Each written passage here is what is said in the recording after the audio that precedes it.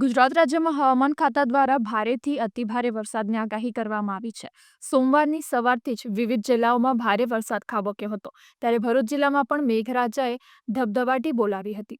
જાણવા મળ્યા મુજબ ભરૂચમાં 1.5 ઇંચ, જ્યારે અંકલેશ્વર અને હાંસોટમાં 1 ઇંચ વરસાદ ખાબક્યો હતો અને ભરૂચ શહેરમાં જળબંબાકાર જેવી સ્થિતિ સર્જાઈ હતી। ભારે વરસાદને પગલે જનજીવન પણ પ્રભાવિત થયું હતું। ભરૂચ શહેરના પાંચબત્તી, શિવાશ્રમ રોડ, ગાંધી બજાર 4 રસ્તા, કસક સહિતના વિસ્તારોમાં વરસાદી પાણીએ જમાવટ કરતા વાહન ચાલકો સહિત વેપારીઓએ મુશ્કેલીનો સામનો કરવો પડ્યો હતો અને દર વર્ષે વરસાદની મોસમમાં આ માર્ગો પર વરસાદી પાણી ભરાય છે, ત્યારે પાલિકા તંત્ર દ્વારા આ ઘટના સંદર્ભે યોગ્ય કામગીરી કરવામાં આવે એવી માંગ ઉઠવા પામી હતી।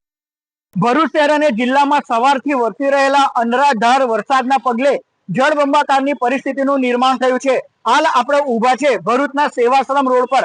સેવાશ્રમ રોડ પર જે વરસાદી પાણી છે તે ભરાઈ ગયા છે, જેના કારણે વાહન વ્યવહારને અસર પહોંચી રહી છે। દરેક ચોમાસામાં સેવાશ્રમ રોડ પર આ જ દ્રશ્યોનું નિર્માણ થાય છે, તેમ છતાં તંત્ર દ્વારા પાણીના નિકાલની યોગ્ય વ્યવસ્થા નથી કરવામાં આવતી, જેનો ભોગ શહેરીજનોએ બનવું પડી રહ્યું છે। ત્યારે ફરી એકવાર ચોમાસામાં ભરૂચમાં વરસાદી પાણી ભરાવાની સમસ્યા જે છે તે ઊભી થઈ છે, જેના કારણે શહેરીજનો મુશ્કેલીનો સામનો કરી રહ્યા છે।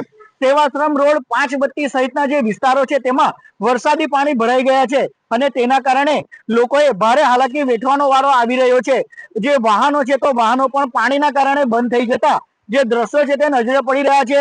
જે શાળાએથી આવતા જતા બાળકો છે તેઓએ પણ વરસાદી પાણી વચ્ચેથી પસાર થવાનો વારો આવી રહ્યો છે। ત્યારે ભરૂચ શહેર અને જિલ્લામાં જે મેઘમહેર છે તે જોવા મળી રહી છે। ચોમાસાના પ્રારંભે જ જે વરસાદ છે તો વરસાદે ધબધબાટી બોલાવી છે અને વરસાદી પાણી ભરાવાની સમસ્યા ઊભી થઈ છે। કેમેરામેન વીરનેશ પાટીલ સાથે જય વ્યાસ, કનેક્ટ ગુજરાત, ભરૂચ।